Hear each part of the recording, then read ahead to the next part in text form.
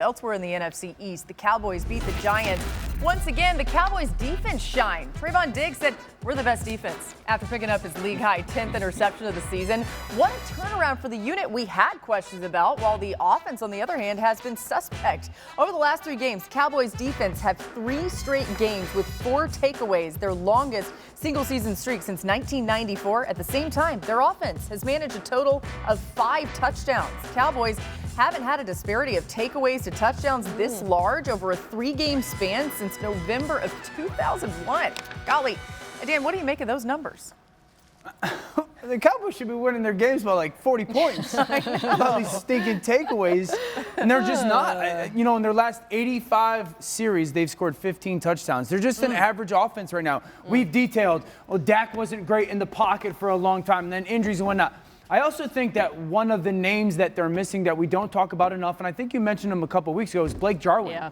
Teams have decided, specifically on first down, to attack their tight ends in the run game. Dalton Schultz is a great pass catcher, but he's not a good blocker.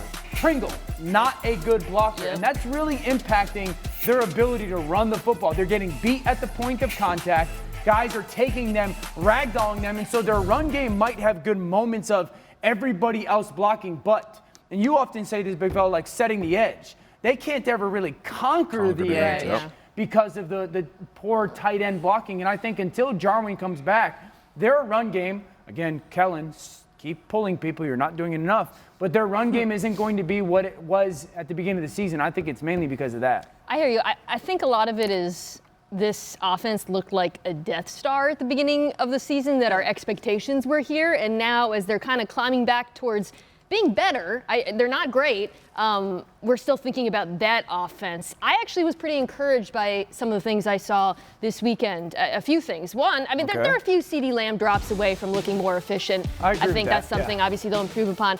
Dak Prescott looked more comfortable in the pocket. I noticed him climbing it with more ease and less antsiness than recent weeks. Still not running enough, which Dan, you and I were complaining about. Right. I don't know if that's him or he's not being asked to, or it's discomfort or what, but I think that's something that's likely to improve. And then as far as the run game goes, the absence of Jarwin is huge. But I was really encouraged to see Tony Pollard running the way he did in this game. Like, he really has a lot of juice, and we weren't sure if that would be there with the foot injury, Marcus. You know, you felt like Dak would want to run more if he could. You almost wonder if they're telling him, hey, pump the brakes a little bit at times. Well, you know, they talked about that before the season started. Yeah, Jerry was like, I need him to kind of be smart about running. But here's my thing. Why can't you encourage it, but also tell him to be smart? We're not talking about Dak running zone read or whatever. No, go get the rush lanes are there. Like, there are 2 or 3 times a game where there's grass in front of him. And I think they could zone read him in situational football as well. Hey, down in the red zone, get down. He's a big Maybe down the stretch here we'll see more of it, but, you know, they've got to be more efficient. Do you feel like the defense, Marcus, is good enough to make up for some of the shortcomings on offense? Absolutely. This is a championship level defense. I know we've been holding out and saying it,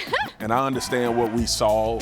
You know, you go back, you point to the Denver game where you show some explosive plays, but look, I was raised in the mindset defensively, when you take the football away, you got a chance to win every game you play in. Okay. And it's no longer a fluke with the Dallas Cowboys. Like, this is not something that, you know, if a team doesn't turn the football over, we'll be more surprised about Dallas not getting a takeaway at this point of the season. And when you look at how they're doing it, because people say, well, they come in droves, opportunistic.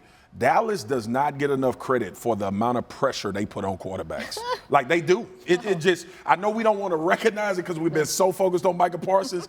These dudes get after the quarterback as well as anybody in the NFL. I was watching it. It felt to me like DeMarcus Lawrence heard us talking about Micah Parsons. He was like, hey, guys, I'm elite as well, because he took over this football game. I feel like you didn't.